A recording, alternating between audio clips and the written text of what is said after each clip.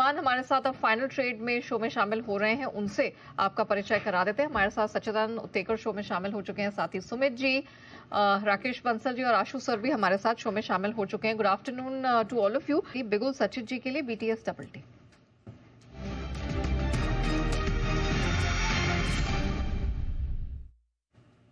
सचित ji good afternoon, अपनी strategy बताएं sir. Good afternoon Neha, good afternoon रणनी ji, good afternoon to all the panelist. Neha, यहाँ पर एक काफी अच्छी शॉर्ट कवरिंग मूव PSE के काउंटर में नजर आई है। अपने शॉर्ट टर्म एवरेजेस को ऑलरेडी इसने पार कर दिया है। 50 डे एक्सपोनेंशियल मूविंग एवरेज थोड़े से चैलेंजिंग जोन पे है, बट जिस तरीके से इसका RSI प्लेस्ड है 50 के ऊपर की ऑलरेडी इसने चाल रजिस्टर की है, तो मुझे लग रहा है इस कंसोलिडेशन से जल्दी यहाँ पर एक ब्रेकआउट होना चाहिए। अभी तक ऑलमोस्ट 5% की अपसाइड हमने अनफोल्ड होते हुए देखी है, बट मुझे लग रहा है 2500 लेवल निकलने के बाद एक काफी स्ट्रॉन्ग शॉर्ट कवरिंग मूव यहाँ पर एक्सटेंड होनी चाहिए। तो लगभग 2630 तक की विजिबिलिटी है। ट्रेडिंग के लिहाज से पहला टारगेट होगा अराउंड 2565 का, सेकेंड टारगेट होगा 2630 का। खरीदारी करनी है BSE के फ्यूचर्स में, एंड स्टॉप लॉस आपको यहाँ से लगभग अराउंड 2440 पे ही लगाना है।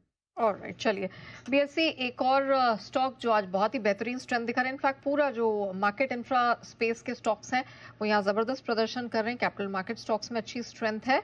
2565 और 2630 की तैयारी अब BSE में दिखाई दे रही है। फ्यूचर्स के लेवल है, इसका ध्यान दीजिएगा। ऊनो मिंडा एक और स्टॉक की हम बात कर रहे थे और मैं चाहूंगी एक बार सचित जी आप इसका चार्ट देखें और बताएं कि क्या राय बन रही है इस पर।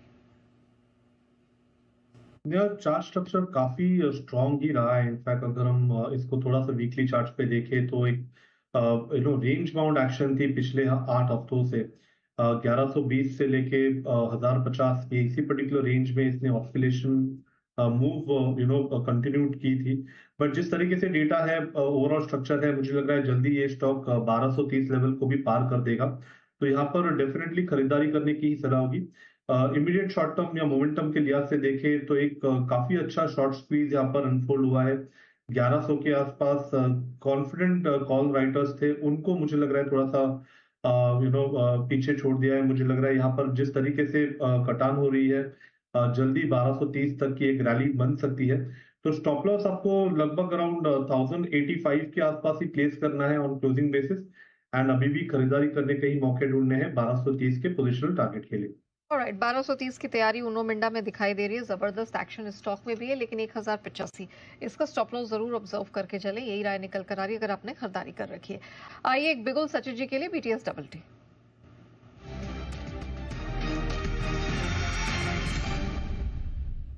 बताएं सचित जी BSE के बाद क्या पसंद आ रहा है?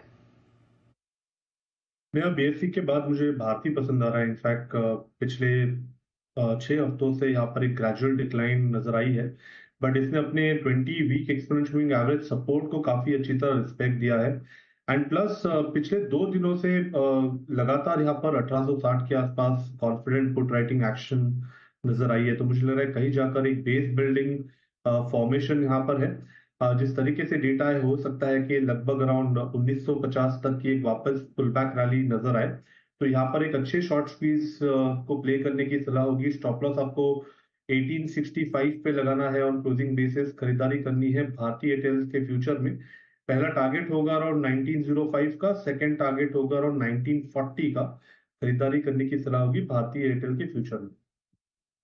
उस पर रखेगा नजर 1905 1940 तक के लेवल का वक्त। हमारे सभी मेहमानों से कुणाल जी, राकेश जी, सनी अग्रवाल साहब, सुमित जी का बहुत बहुत धन्यवाद। उतना ही ज़्यादा धन्यवाद मेहुल कोठारी साहब का, जय ठक्कर साहब और आशु मदान साहब का भी शुक्रिया आज हमारा साथ देने के लिए।